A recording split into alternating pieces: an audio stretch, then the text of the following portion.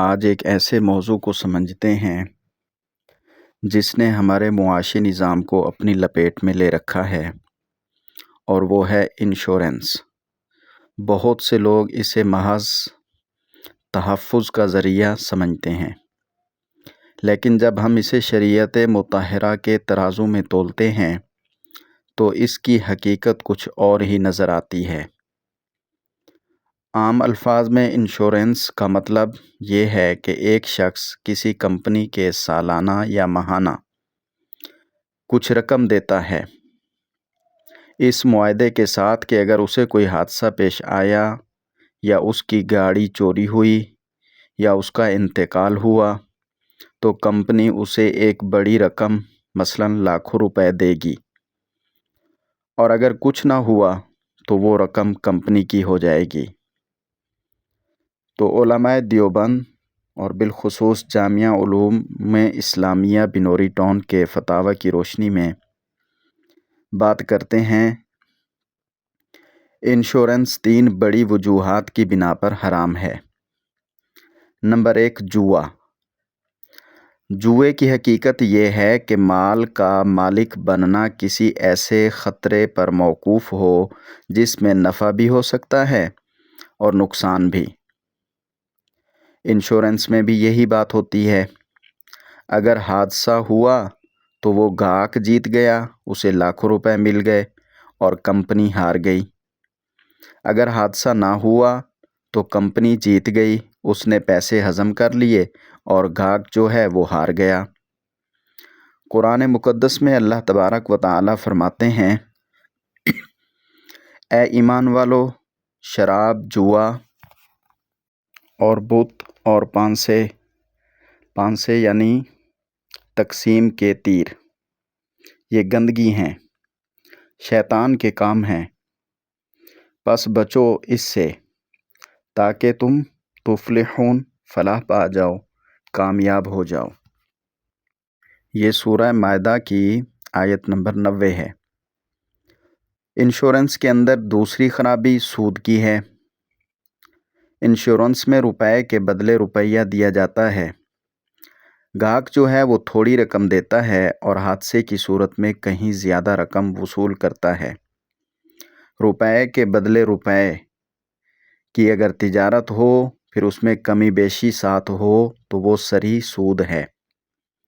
قرآن مقدس کے اندر اللہ تبارک و تعالی نے واضح طور پر فرمایا ہے کہ اللہ نے تجارت کو حلال کیا اور سود کو حرام کیا۔ یہ سورہ بقرہ کے اندر ہے۔ انشورنس کے اندر تیسری چیز جو ہے وہ دھوکہ یعنی غیر یقینی صورتحال، جس کو عربی میں غرر کہتے ہیں۔ نبی کریم صلی اللہ علیہ وسلم نے ایسی خرید و فروخت سے منع فرمایا ہے جس میں غرر ہو، یعنی جس کا انجام معلوم ہی نہ ہو۔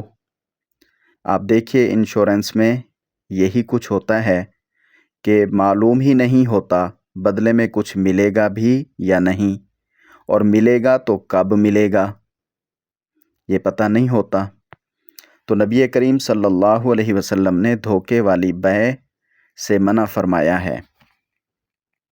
اب ہم مسلمان اس بات کو ایک مثال سے سمجھیں کہ ایک دکاندار ہے یا کمپنی ہے، وہ آپ سے کہے مجھے 1000 روپے دو، اگر آج بارش ہوئی تو میں تمہیں 10,000 دوں گا، اور اگر بارش نہ ہوئی تو تمہارے 1000 روپے میرے ہو جائیں گے۔ اب دیکھیں، کوئی بھی عقل مند اسے تجارت تو بالکل نہیں کہے گا، ہر کوئی اسے کہے گا کہ یہ جوا ہے۔ تو انشورنس کی حقیقت بالکل ایسی ہی ہے۔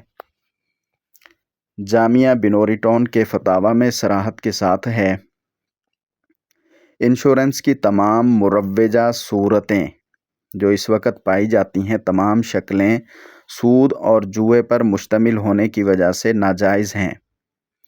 یہ لوگوں کا مال ناحق کھانے کی ایک شکل و صورت ہے جس سے ہر مسلمان کو بچنا لازم ہے۔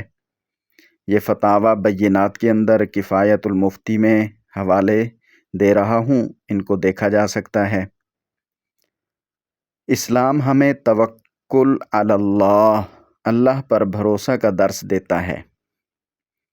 انشورنس مستقبل کے خوف کو بیچ کر نفع کمانے کا نام ہے، جبکہ اسلام ہمیں بھائی چارے اور صدقہ و خیرات کے ذریعے ایک دوسرے کی مدد، ایک دوسرے کی ہیلپ کا حکم دیتا ہے۔ اس کے ساتھ یہ بات بھی یاد رہے، اگر کسی جگہ، کسی ملک میں، کسی شہر میں، کسی جگہ قانونی مجبوری ہو، مثلاً پاسپورٹ یا گاڑی کے لیے حکومت کی طرف سے لازمی انشورنس، تو وہاں گناہ سے بچنے کی نیت سے صرف قانونی ضرورت پوری کی جائے، لیکن اسے نفع کا ذریعہ نہ بنایا جائے، یعنی اسے یوں سمجھا جائے کہ یہ زبردستی مجھ سے کرایا جا رہا ہے، یہ مجبوری ہے، یہ مجھ پر ظلم کیا جا رہا ہے، میں اس ظلم کے ماتحت یہ سب کچھ کر رہا ہوں، ثواب کی نیت سے یا نفع کمانے کی نیت سے نہیں کر رہا۔ اللہ تعالی ہم سب کو رزق حلال کمانے اور سودی نظام سے بچنے کی توفیق عطا فرمائے۔ انشورنس میں نے وہ دکان والی مثال جو دی تھی، اس سے آپ کو جوا سمجھ آ گیا، تو بالکل ایسے ہی انشورنس کے اندر سود اور دھوکے کو بھی ہم حقیقت کے اعتبار سے سمجھ لیں تو ہر مسلمان کو، عقل مند مسلمان کو انشورنس کے حرام ہونے کی مکمل وضاحت مل جائے گی اور سمجھ بھی آ جائے گی۔ سود انشورنس میں کہاں ہوتا ہے؟ دیکھیں، پیسے کے بدلے پیسہ لینا، اس میں کمی بیشی ہو تو یہ سود ہے۔ ایک شخص نے کسی بھی انشورنس کمپنی سے رابطہ کیا اور انشورنس کروا لی، اس نے سال میں کمپنی کو 50,000 روپے دیے، اسی سال اسے آپریشن کروانا پڑا، جس پر کمپنی نے اسے 5 لاکھ روپے خرچ دیے، جو کہ آپریشن پر خرچ ہوئے۔ اب اس میں سود کہاں ہے؟ سمجھیں، یہاں اس شخص نے کمپنی کو تو صرف 50,000 روپے دیے اور بدلے میں 5 لاکھ روپے لے لیے۔ روپے کے بدلے روپیہ کم یا زیادہ لینا اسلام میں سود ہے، اور یہ رقم ادھار بھی ہے، ادھار کے بعد پھر اس پر اضافہ لے رہا ہے، تو یہ سود ہے۔ سود کو اللہ اور اس کے رسول کے ساتھ اعلان جنگ کہا گیا ہے۔ دھوکہ اس میں یہ ہے کہ انشورنس میں دھوکہ اس طرح ہوتا ہے کہ یہ ایک ایسا سودا ہے جس کی بنیاد اندھیرے یا غیر یقینی صورتحال پر ہو۔ اب صرف بات کر لینے سے بات سمجھ نہیں آتی، مثال سے بات کو سمجھیں۔ جیسے کوئی شخص کہے، میں تمہیں اپنی گاڑی میں جو سامان پڑا ہوا ہے وہ 5,000 روپے میں بیچتا ہوں۔ اب جو خریدنے والا ہے اس نے اس سامان کو دیکھا نہیں، اسے کچھ معلوم بھی نہیں کہ اندر 10,000 کا سامان ہے یا 2 روپے کا۔ تو انشورنس میں بھی یہی دھوکہ ہوتا ہے۔ جب آپ انشورنس کا معاہدہ کرتے ہیں تو آپ کو نہیں معلوم کہ آپ کو بدلے میں کچھ ملے گا بھی یا نہیں۔ ہو سکتا ہے آپ 10 سال پیسے دیں اور آپ کو 1 روپیہ بھی نہ ملے، کیونکہ کوئی حادثہ ہوا ہی نہیں، اور ہو سکتا ہے آپ 1 مہینہ پیسہ دیں اور لاکھوں مل جائیں۔ یہ جو کچھ بھی پتہ نہیں ہے، یہ لفظ کچھ بھی آئندہ کا پتہ نہیں ہے اور اسی کے بارے میں بات چیت ہو رہی ہے، تو یہ دھوکہ ہے۔ اور اسی دھوکے سے نبی کریم صلی اللہ علیہ وسلم، اللہ کے محبوب پیارے پیغمبر، اللہ کے آخری نبی، تمام نبیوں کے سردار حضرت محمد صلی اللہ علیہ وسلم نے منع فرمایا ہے۔ دھوکے کی بیع سے، دھوکے کی تجارت سے، دھوکے کے لین دین سے منع فرمایا ہے۔ اس سب منع کے باوجود بھی دیکھیں، اللہ رب العالمین کے دین اسلام میں مسلمانوں کو پھر بھی گنجائش دی جاتی ہے، ان کو پریشان نہیں کیا جاتا۔ اگر مجبوری کی صورت ہو تو پھر بھی شریعت کا حکم ہے، وہ ایسے کہ پاکستان ہو یا باہر کا ملک کوئی بھی ہو، اگر وہاں انشورنس کے بغیر گزارا ممکن نہ ہو تو علماء دیوبند اور بنوری ٹون کے فتاوی کا خلاصہ آپ کے سامنے بیان کرتا ہوں کہ سب سے پہلے یہ سمجھیں کہ مجبوری کب تسلیم کی جائے گی۔ مجبوری کسے کہتے ہیں؟ تو وہ یہ ہے کہ انشورنس نہ کروانے کی صورت میں حکومت کی طرف سے قید یا بھاری جرمانے کا ڈر ہو تو یہ مجبوری ہوتی ہے، یا مجبوری کی صورت یہ ہوتی ہے کہ اس کے بغیر ضروری قانونی دستاویز مثلاً پاسپورٹ، ویزا یا گاڑی مکان کے کاغذات نہ بن سکتے ہوں، تو اس صورت میں پھر اجازت ہے، اور اس وقت بھی محض نفع کمانے یا پیسے بچانے کی نیت نہ ہو۔ اگر محض نفع کمانے یا پیسے بچانے کی نیت سے انشورنس کروائی جائے تو وہ مجبوری نہیں کہلائے گی۔ اب مجبوری میں اجازت تو مل گئی، لیکن اجازت کے وقت نیت، مسلمان کا مائنڈ، مسلمان کا ذہن، مسلمان کا نظریہ جس کو نیت کہتے ہیں، کیا ہونا چاہیے؟